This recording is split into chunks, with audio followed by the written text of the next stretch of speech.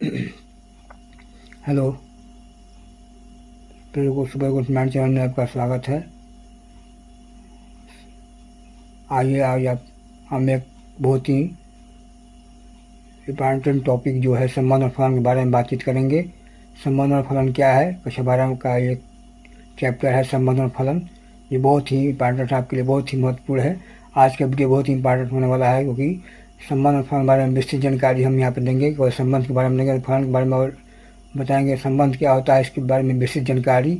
बहुत अच्छी टॉपिक है ये, इसको भी मत कीजिए। बहुत ही अच्छी जानकारी दिया गया है इसमें, क्योंकि संबंध क्या होता है, संबंध एक बार पढ़ लेंगे बहुत अच्छी जानकारी आपको हो जाएगा। कक्षा 12 का ये टॉपिक है संबंध और फलन। तो जो सब्सक्राइब नहीं किया सब्सक्राइब भी कर दो और प्रेस कर दो, जिससे मेरा सारा वीडियो देख पाएँ। और जो सब्सक्राइब कर दो उनसे कहना कि लगातार वीडियो देखिए, शुरू से तक देखिए। आज के वीडियो तो कम से कम मिस मत कीजिए, शुरू से तक वीडियो देखिए, क्योंकि बहुत ही इंपॉर्टेंट टॉपिक आपके लिए लाए हैं संबंध और फलन, जो कक्षा 12 का एक चैप्टर है। संबंध और फलन के बारे में बहुत विस्तृत जानकारी जो आपके माइंड को ओपन करके रख देगा। ऐसा विस्तृत जानकारी जो आप कभी नहीं भूल पाएंगे। ऐसा संबंध और फलन की विस्तृत जानकारी आपको इसमें देंगे, इस चैप्टर, इस टॉपिक पे, संबंध और फलन में।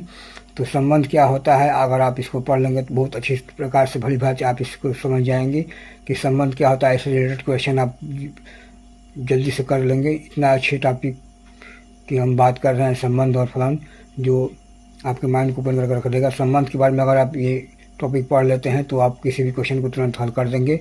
ऐसा विस्तृत समझाया गया है, अच्छी विधि से समझाया गया है इसको कि संबंध क्या होता है। तो आज के वीडियो में मिस मत कीजिए, बहुत इंपॉर्टेंट वीडियो है, बहुत इंपॉर्टेंट ये है और ये बहुत इंपॉर्टेंट होने वाला है आज का वीडियो।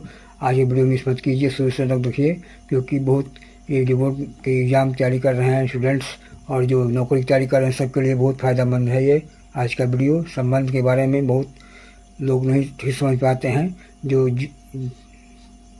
स्टूडेंट्स हैं या जो नौकरी की तैयारी कर रहे हैं, संबंध के बारे में बहुत विशेष जानकारी, अच्छी जानकारी नहीं कर पाते हैं, क्योंकि उनको बहुत हार्ड लगता है। तो इसमें ऐसे तरीका अपनाया गया, ऐसे तरीके से बताया गया कि आपके माइंड को ओपन कर देगा, एकदम माइंड में आपको फिट बैठ जाएगा। संबंध क्या होता है, या आप भली बात से परिचित हो जाएंगे। एक बार आप इस वीडियो को देख लेंगे तो भली बात परिचित होंगे। संबंध क्या होता है आपके माइंड को ओपन कर रखेगा, क्योंकि बहुत अच्छी विधि से समझाया गया संबंध क्या होता है। आप इसको एक बार अगर पढ़ लें तो बहुत ही अच्छी विधि से समझ में आ जाएगा। आपको बहुत अच्छी प्रकार से समझ जाएंगे कि संबंध क्या होता है और संबंध क्वेश्चन कैसे हल होता है। तो बहुत अच्छी टॉपिक है यहाँ पे आज का वीडियो। संबंध फलन जो टॉपिक है वीडियो का, बहुत ही अच्छी वीडियो है ये। संबंध फलन के बारे में विस्तृत जानकारी जहाँ पर दिया गया है। चलिए देखते हैं कि संबंध क्या होता है। संबंध क्या होता है, इस संबंध के बारे में, संबंध कितने प्रकार का होता है, तो एक बार आप इसको देख लेंगे वीडियो को तो मिस नहीं कर पाएंगे। इतनी अच्छी वीडियो है, इसको आप नहीं मिस करना चाहेंगे। तो शुरू से तक वीडियो देखिए और अपने माइंड को एकदम एक्टिव कीजिए, सुपर गो से एक्टिव कीजिए माइंड को, क्योंकि बहुत ही इंपॉर्टेंट वीडियो है आज का सुपर संबंध और फलन। तो चलिए देखते हैं संबंध क्या होता है। संबंध को रिलेशन, संबंध, ये परिचय दिया, इंट्रोडक्शन दिए हैं यहाँ पे हमने। रिलेशन, संबंध, परिचय दिया है इंट्रोडक्शन में कि the word relation means the two objects are quantities that related to each other with a recognisable connection. मतलब एक जानी पहचानी कनेक्शन होनी चाहिए दो वस्तु या व्यक्तियों के बीच में, वह संबंध होता है। ऐसा संबंध दो व्यक्ति या वस्तुओं के बीच में होता है जो जानी पहचानी कनेक्टिविटी हो, दोनों में संयोजन हो, जानी पहचानी संयोजन हो, लगाव हो दोनों के बीच। तो गणित में रिलेशन शब्द की मूल संकल्पना अंग्रेजी भाषा का शब्द रिलेशन के अर्थ संबंध से लिया गया है। गणित में जो होता है रिलेशन शब्द की मूल संकल्पना कहाँ से लिया गया है। गणित में रिलेशन शब्द की मूल संकल्पना कहाँ से लिया गया है, अंग्रेजी मूल संकल्पना कहाँ से लिया गया, अंग्रेजी भाषा का शब्द रिलेशन के अर्थ संबंध से लिया गया है, यहाँ बताया गया है। तो मूल संकल्पना गणित, अंग्रेजी भाषा का शब्द रिलेशन से अर्थ लिया गया है, जिसका अर्थ होता है संबंध। रिलेशन का अर्थ होता है संबंध। यह एक ऐसा संबंध है जो दो वस्तुओं, व्यक्तियों या राशियों के बीच का हो, जबकि एक दूसरे से भलीभांति परिचित हो। दोनों व्यक्तियों, वस्तुओं या राशियों के बीच का संबंध है, लेकिन वो भली बात दोनों परिचित हो, तो ऐसा यह संबंध बतलाता है। दूसरे शब्दों में हम संबंध को दूसरे शब्दों में कह सकते हैं, संबंध वह शब्द होता है जो दो वस्तुओं, व्यक्तियों या मात्राओं के बीच जानी पहचानी मेल होती है। दूसरे शब्दों में संबंध शब्द वह शब्द होता है जो दो वस्तुओं, व्यक्तियों या मात्राओं के बीच भली जानी पहचानी मेल होती है। तो ऐसा संबंध है, संबंध दो व्यक्तियों, वस्तुओं के बीच होता है, राशियों के बीच होता है, जो दोनों के बीच एक अपनापन हो, एक भली बात परिचित संबंध हो, एक दूसरे से परिचित जो होता है वो मेल हो, जो दोनों व्यक्ति जाना पहचाना हो और वो एक दूसरे से जुड़े हुए हों, ऐसे संबंध को इसको संबंध कहते हैं हम। तो संबंध के बारे में विशेष जानकारी यहाँ पे हम दे रहे हैं। संबंध, अब संबंध के बारे में और थोड़ा जानकारी प्राप्त कीजिए कि यहाँ पे आर दिया गया है, x y, such that x is the first letter of y, x belongs to P, y belongs to Q. X यहाँ पे आर रिलेशन दिया गया है इन मछली ब्रैकेट में एक्स वाई, छोटे question x y, such that x is the first letter of y, x belongs to P, y belongs to Q. R बराबर relation दिया गया है, महिला कोष्ठक अंदर है, पहला ब्रैकेट यहाँ पे छोटा कोष्ठक ए 80, बी बबलू, सी चंदन, मतलब 80 का पहला लेटर ए, बबलू का पहला लेटर बी, चंदन का पहला लेटर सी। यहाँ पे ऐसा रिलेशन बताया गया है। यदि A B belongs to R, यदि A B belongs to R तो हम कह सकते हैं कि ए आर के अंतर्गत बी से संबंधित है और हम इसे ए आर बी लिखते हैं।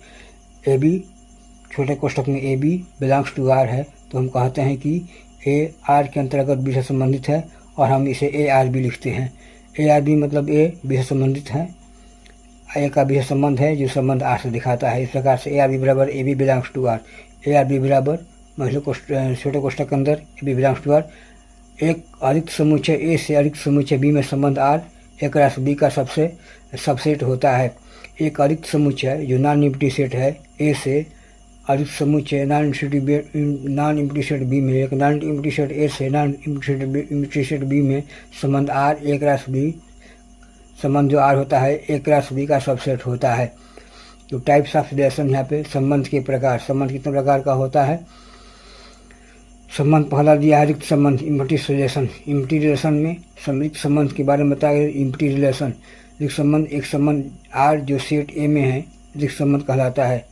एक संबंध ऐसा संबंध आर जो सेट ए में है, एक सेट ए दिया गया है में आर एक ऐसा संबंध है जो रिक्त संबंध कहलाता है। यदि ए का कोई अवयव एक किसी भी अवयव संबंधित नहीं है, ए का कोई अवयव एक किसी भी अवयव संबंधित नहीं है।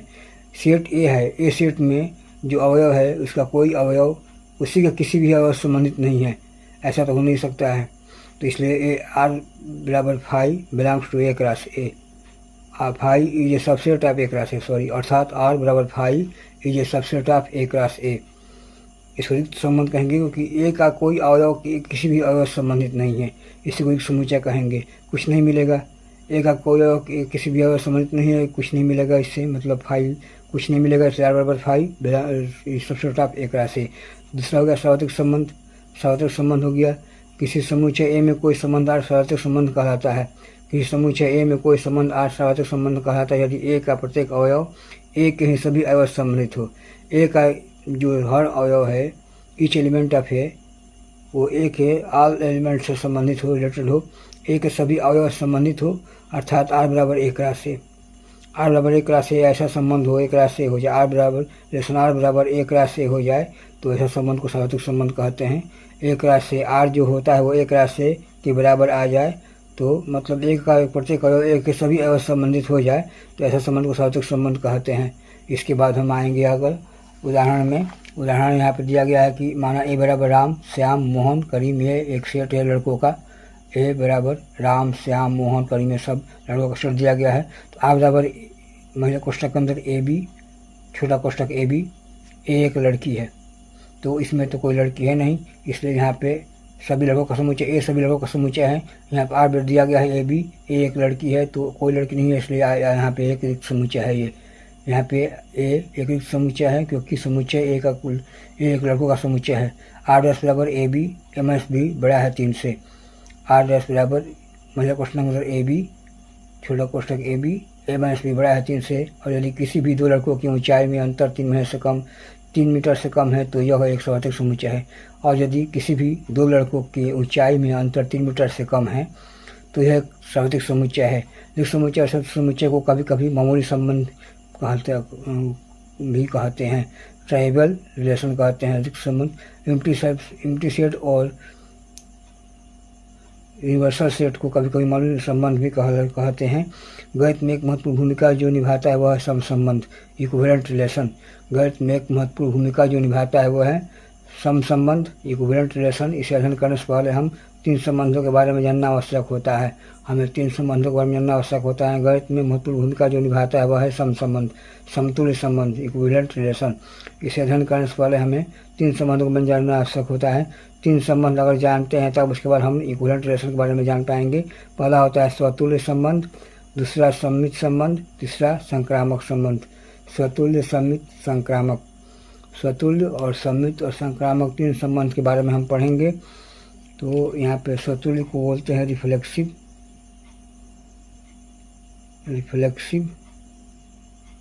यहाँ पे सिमेट्रिकल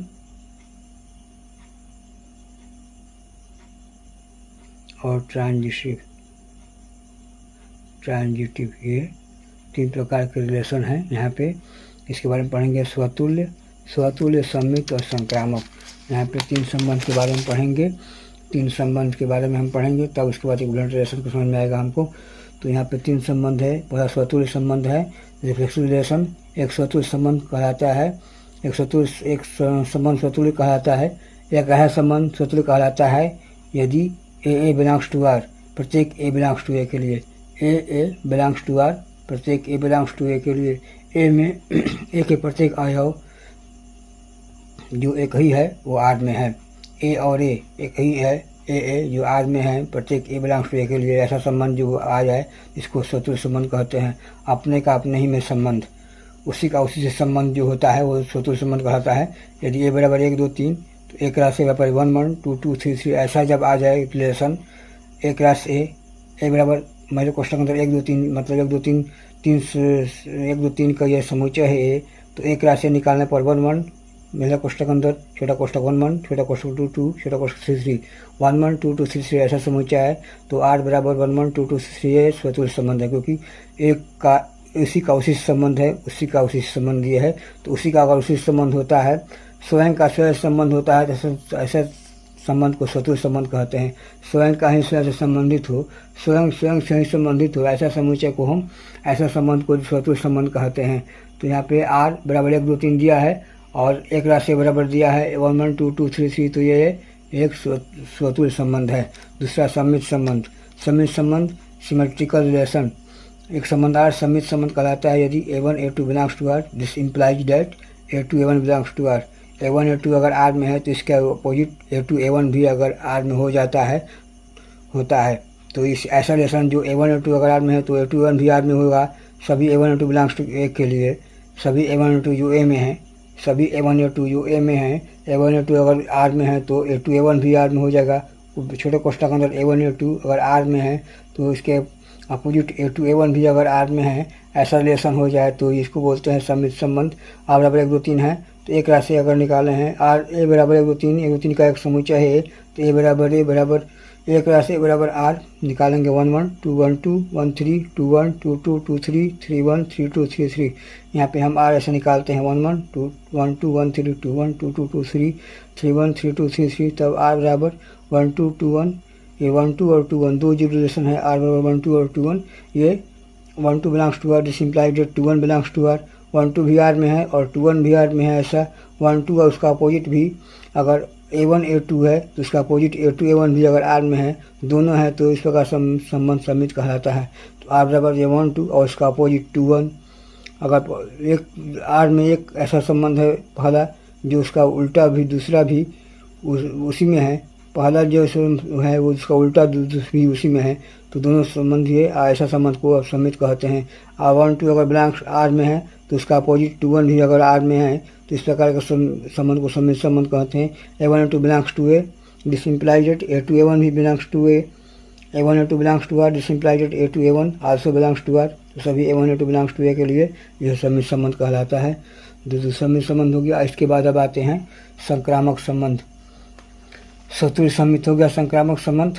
संक्रामक को ट्रांजिटिव रिलेशन कहते हैं। यदि आर बराबर 1 2 2 3 और 1 3 हो, रिलेशन ऐसा हो कि इसके अंतर्गत 3 एलिमेंट हो, 1 2 2 3 3 और 1 3, तब 1 2 अगर बिलोंग्स टू आर और 2 3 बिलोंग्स टू आर तो 1 3 बिलोंग्स टू आर। इस प्रकार के 1 2 3 सभी जो आर में है, 1 2 3 अगर सभी आर में है, और कैसा है कि अगर 1 2 पहला दूसरा आर में है और दूसरा तीसरा भी अगर आर में है तो पहला तीसरा भी आर में होगा। इस प्रकार का संबंध जब आता है, 3 संबंध आता है तो इसको बोलते हैं संक्रामक संबंध। यदि पहला दूसरा आर में है और दूसरा तीसरा आर में है तो पहला तीसरा भी आर में होगा। इस प्रकार के संबंध को हम संक्रामक संबंध कहते हैं। यदि A1 A2 belongs to are और A2 A3 belongs to R, this implies that A1 A3 belongs to R. A1 A2 पहला दूसरा आर में है और दूसरा तीसरा आर में है तो इससे यह दिखाता है कि A1 पहला तीसरा भी आर में होगा। पहला दूसरा आर में है, दूसरा तीसरा आर में है तो यह दिखाता है कि A1 A3 पहला तीसरा भी आर में होगा। ऐसा संबंध जब आता है सभी A1 A2 के लिए जो A में है, A में सभी A1 A2 A3 है, उसके लिए A1 अगर A2 आर में है और A2 A3 भी आर में है तो यह दिखाता है कि A1 A3 भी आर में होगा। यह संबंध संक्रामक संबंध कहलाता है। 1 2 3 बिलोंग्स टू A है, यहाँ पे 1 2 3 बिलोंग्स टू A है। R बराबर 1 2 2 3 1 3 संक्रामक संबंध है। R बराबर 1 2 2 3 1 3 संक्रामक संबंध है। अब समतुल्य संबंध इक्विवेलेंट रिलेशन क्या होता है? इक्विवेलेंट रिलेशन में एक संबंध आर समतुल्य संबंध कहलाता है यदि वह स्वतुल्य हो, सममित हो और संक्रामक तीनों हो। एक संबंध अगर एक संबंध तीनों हो जाए तो वो समतुल्य संबंध कहलाता है, समतुल्य इक्विवेलेंट रिलेशन कहलाता है। एक संबंध आर स्वतुल्य भी हो, सममित भी हो और संक्रामक भी हो, तीनों अगर हो तो वह समतुल्य संबंध कहलाता है, इक्विवेलेंट रिलेशन कहलाता है। आर स्वतुल्य होगा, ए बिलोंग्स टू आर यदि कंडीशन सब पूरा करता है तो ए बिलोंग्स टू आर शर्त पूरा करता है तो स्वतुल्य होगा।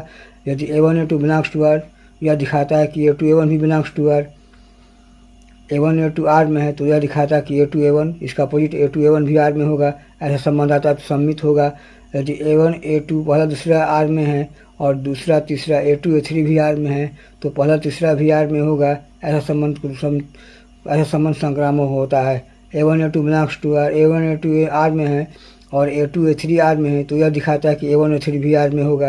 ऐसा संबंध संक्रामक कहलाएगा। तो ये संबंध एक ऐसा संबंध जो तीनों हो, स्वतुल्य भी हो, सम्मित भी हो, संक्रामक भी हो, मतलब ये तो जो शर्त है वो पूरा करता हो तो ये समतुल्य संबंध कहलाता है। एक संबंध आर समतुल्य कब कहलाएगा? यदि वह स्वतुल्य हो, सम्मित हो, संक्रामक हो। समतुल्य संबंध इक्विवेलेंट रिलेशन कब कहलाता है? जब एक रिलेशन आर समतुल्य कब कहलाता है? इक्विवेलेंट कब कहलाता है? जब वो रिफ्लेक्सिव हो, सिमेट्रिक हो और ट्रांजिटिव हो। आर एक रिलेशन इक्विवेलेंट रिलेशन कहलाता है यदि आर रिफ्लेक्सिव हो, सिमेट्रिक हो, ट्रांजिटिव हो, तीनों हो आर तो वह आर इक्विवेलेंट रिलेशन कहलाता है। तो आज हमने यहाँ पे बहुत से सारे संबंध के बारे में पढ़ लिए, समतुल्य संबंध के बारे में पढ़ लिए। इसके बाद हम अब आगे बढ़ते हैं और देखते हैं कि आगे क्या है। आगे बढ़ते हैं और देखते हैं कि आगे क्या है। चलिए आगे बढ़ते हैं। इसके बाद फिर संबंध और फॉर्म के बारे में और विशेष जानकारी हम यहाँ पे देंगे आपको। अगला संबंध और फॉर्म के बारे में विशेष जानकारी जो है, इसके बाद फिर संबंध के बारे में और जानकारी देंगे। बस आज के लिए इतना ही। तो यहाँ पे हमने बताया रिक्त संबंध, सार्वत्रिक संबंध, उसके बाद हमने बताया स्वतुल्य, सम्मित, संक्रामक और समतुल्य संबंध। इतना हमने बताया। तो आज का वीडियो बस यहीं पे एंड होता है, क्योंकि संबंध के बारे में बहुत सारा जानकारी दे दिया गया। संबंध के बारे में बहुत सारा जानकारी दे दिया गया यहाँ पे, जो आपके लिए बहुत फ़ायदेमंद है। तो इस वीडियो को मिस मत कीजिए और शुरू से अंत तक वीडियो देखिए और अपने माइंड को सुपर को एक्टिव कीजिए, क्योंकि संबंध के बारे में बहुत अच्छी तरह समझाया गया है। अगले वीडियो में फिर इसके आगे जो भी टॉपिक होगा उसको बताएंगे, फलन के बारे में अच्छी तरह समझाएंगे। तो आज का वीडियो बहुत इंपॉर्टेंट आपके लिए है। आज का वीडियो मिस मत कीजिए, बहुत इंपॉर्टेंट वीडियो आपके लिए है। तो जो सब्सक्राइब नहीं किया सब्सक्राइब जरूर करो, आप प्रेस कर दें, जिससे मैं सारा वीडियो देख पाएँ। क्योंकि कहीं मत जाइए, सुबह गोस्ट माइंड चैनल का वीडियो देखिए, शुरू से अंत तक देखिए और अपने माइंड को सुपर गोस्ट कीजिए। बहुत ही अच्छी वीडियो देता है सुबह गोस्ट माइंड चैनल, बहुत ही अच्छी वीडियो देता है, आपके सामने उपस्थित करता है। बहुत अच्छी विधि से समझा करके और कुछ अलग तरीका से समझा करके वीडियो देता है, जो आपके लिए बहुत फ़ायदेमंद साबित होगा। तो सुबह गोस्ट माइंड चैनल का हर वीडियो जो एक नया तरीका से पेश करता है, हर वीडियो सुबह को स्मरण चैनल का हर वीडियो एक नया तरीके से पेश करता है, तो इसको मिस मत कीजिए, शुरू से अंत तक देखिए और अपने माइंड को सुबह एक्टिव कीजिए, क्योंकि माइंड ही सब कुछ होता है। तो संबंध के बारे में बहुत लोगों को अच्छी तरह से जानकारी नहीं प्राप्त होता है, तो हम इतने अच्छे से विधि से बताए हैं इसको संबंध के बारे में, जो आप एक बार इसको देख लेंगे तो बहुत अच्छे समझ में आ जाएगा। संबंध एक चैप्टर ऐसा होता है जो थोड़ा सा हार्ड होता है, आप इसको एक बार देखिए, इसको मेरे इस वीडियो को देखिए और तुरंत आप समझ जाएंगे संबंध के बारे में, बहुत अच्छी भली बात समझ जाएंगे, क्योंकि बहुत अच्छी विधि से समझाया गया संबंध के बारे में, आपको बहुत अच्छी विधि से समझाया गया है।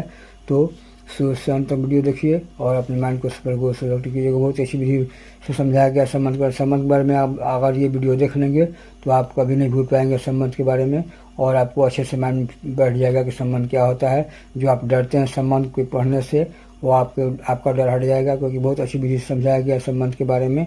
अगले वीडियो में और भी अच्छी विधि से इसके आगे टॉपिक जो होगा उसको समझाएंगे और इसके बाद फॉर्म बताएंगे। तब तक के लिए आज के वीडियो यहीं पे एंड करना चाहते हैं, फिर अगले वीडियो में फिर मुलाकात होगी। तब तक के लिए वीडियो को एंड करना चाहते हैं। धन्यवाद।